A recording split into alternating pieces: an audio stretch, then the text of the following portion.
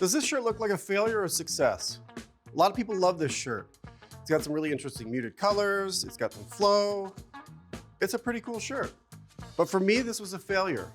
Let me show you one more example. I made this shirt last week. I spent probably a couple of hours tying it and a couple of hours of dyeing it, and it's a failure. And so when you look at the white sections on this shirt, this was not my intention. Those should have been high chroma colors. And it's very frustrating. I lost an entire weekend on that shirt, and I know how it feels. These are actually two of the first shirts I ever made with liquid dye. Really, two of the first shirts I ever made. I did a tool kit, and I jumped right in. And I made these in my kitchen with softened well water, a pre-soaked shirt, no thickener, no chemicals, no additives, and I think they look pretty good. I got into doing tie-dye. I got sucked way in. But I look at it as a game because it's fun, and it should be fun. I hit a wall. I was working so hard. I was adding so much stuff to high-powered dyes and Lutigol and Kelseline oil and this and this and that, and how strong could I make it? And it failed miserably. I was going backwards. And I saw these shirts, these first two shirts, and I remember talking to John Riley and saying, John, these are the first two shirts I ever made. Look at them. What am I doing? And so I pulled the plug, and I rebuilt it from scratch.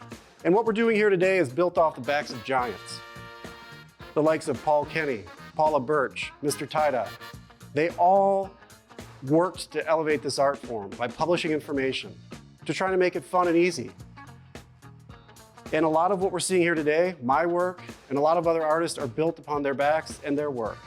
And this is in that same spirit today. I'm like, well, I get color on the shirts. And you realize everybody's technically is doing it a different way. And that's like, well, I'm Pariah, you know. It was actually known, the older tie-dyers who'd been around in the 80s, you know, several of them knew it. Probably the guys who were at the farm, who were some of the earliest purveyors of commercial tie-dye, or tie-dye at Grateful Dead shows, that's what they were doing. They wouldn't tell you any of this stuff because nobody told anybody anything back then. I always believe that there's no growth without a little discomfort. And a few years ago, I heard John Riley was going to be at a festival where he was doing a workshop, liquid dyeing. And I talked with John a couple times online. We'd never met in person, and I said, you know what, I'll just drive. It's like 5 hours away, and I'll go meet this guy.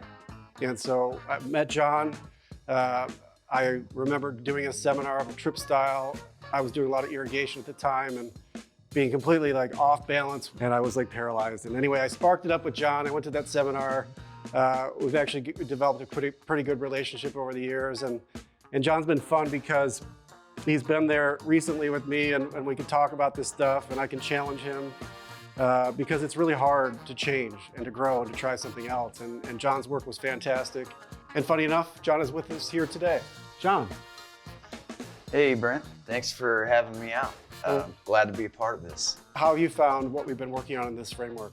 For me, when I started out listening to what Brent was suggesting, I was resistant. I was definitely resistant to trying to change things. I was happy with the results I was getting, but then I saw the results that Brent was getting with his experiments, kind of coaxed me into trying some of the things that he was suggesting. It won me over.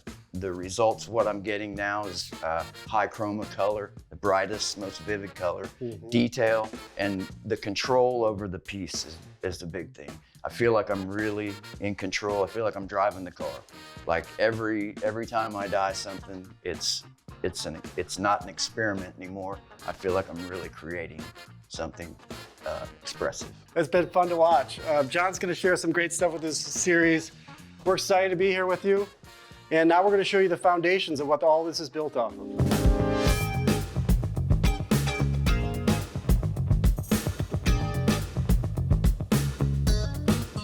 I'm Brent from Brother Brent's Dyes. Welcome to High Chroma, demystifying tie-dye. I've been doing tie-dye for a little over 4 years. I've been completely addicted, completely taken over by it. It's changed my life. Really, it's given me a soft spot, a quiet spot to really enjoy for myself and create.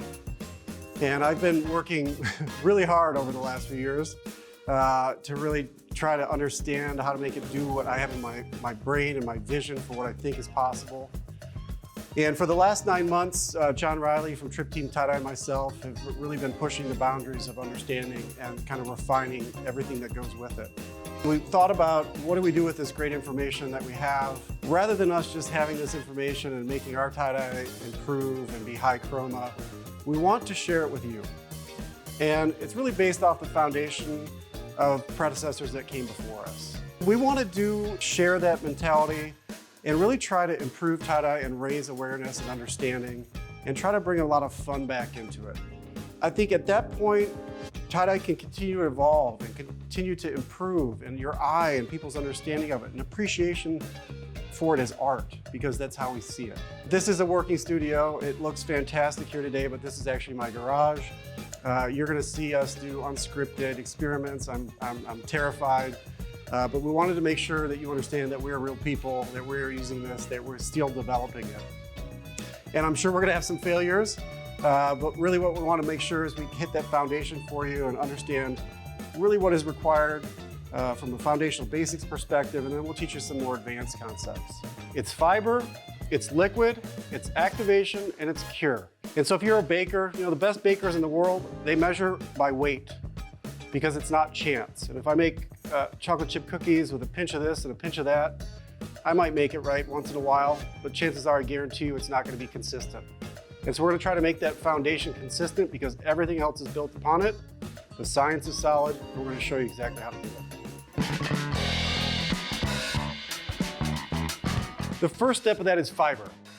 So when you pull a shirt out of the package, you can smell it, you can feel it, it's not right. Shirts and fiber today, when they're manufactured, have all kinds of chemicals on them that help them cut it, store it. It's called sizing. If you ever try to pull a shirt out of the package and tie-dye it, you're probably going to fail. And this is the foundation. If you're building a house, this is where it all starts, and this has to be perfect.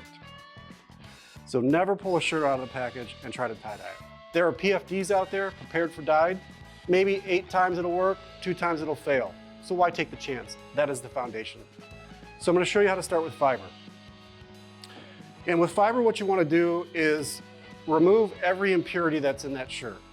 You want that fiber happy and excited and clean and pure and ready to take on dye. And there's a couple of different ways to do that. I'll give you a simple way that everybody can do at home, and then I'll kind of hint at some more advanced ways. But the first thing is, every fiber is not the same. What I'm going to talk to you about is cotton. I'm going to give you a quick pro tip. Do not change your blank or your fiber. Find out what works and stick with it. I lost 6 months trying to get something to work, thinking it was me or my chemistry, only to find out it was the shirt. It's important to keep those variables light, to create that foundation there, because we're setting the controls for the rest, and these can't move. There are a lot of different shirts out there.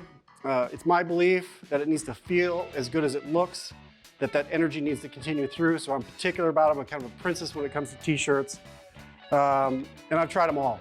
Right now, Tooltex 290, a lot of people using this shirt. You don't have to use this shirt. I know it works. Everybody's using it. There's a reason, because it's a beautiful shirt. So I recommend trying this, but just try to stay constant. Don't change your shirt. It is a variable you don't want to move. So I'm going to show you how to do this at home. The easiest way is in with your washing machine, but there's one rule. Whatever that last wash is before you decide to dye it, there can't be anything in it. There can't be any fabric softener, there can't be any detergent. It needs to be pure, okay?